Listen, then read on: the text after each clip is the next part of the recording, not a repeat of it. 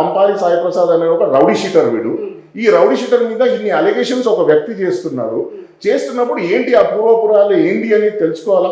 అసలు ఎందుకని యాక్షన్ తీసుకుపోవడానికి కారణం ఏంటి? 14 ఎఫ్ఐఆర్లు అయ్యాయి, అయినా యాక్షన్ ఉండాలి కదా, ప్లాన్ ఆఫ్ యాక్షన్ ఉండాలి కదా. నేను అదే అడుగుతున్నాను, ఎందుకు మన పోలీసు వారు అంత చేతులు ముడుచుకొని ఎందుకున్నారు అనేదే నా క్వశ్చన్.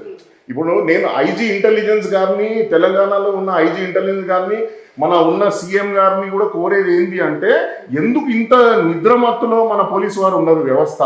ఎందుకు మన చలో income tax department, enforcement department అంటే మనకు జ్యూరిడిక్షన్ లేదు, పోలీసు వారు దాని మీద ఎఫ్ఐఆర్లు చేయలేరు. కానీ ఏదైతే apparent on face of record కనిపిస్తుంది, వీడితో ఏమేమి మెయిల్స్, ఈమెయిల్ రికార్డ్స్ ఉన్నాయి, ఈమెయిల్ రికార్డ్స్ మీద you can immediately take up the matters. ఇతను సోర్స్ ఆఫ్ ఇన్కమ్ ఇతను రౌడీ షీటర్ అండి. అల్వాల్లో ఎందుకు కమిషనర్ గారు పిలిచి అడుగుతలేరు అతను, అరే రౌడీ షీటర్ నువ్వు ఏదో రోడ్డు మీద పోయి రౌడీ షీటర్ని మాత్రం పిలిచి అడుగుతారు కదా వీళ్ళు, నీకు ఇన్కమ్ ఎట్లా ఏమేమి, కానీ వీటిని మనం ఎందుకు అడుగుతలేరు పోలీసు వాళ్ళు? ఎందుకు పోలీస్ స్టేషన్ పిలిపిస్తలేరు?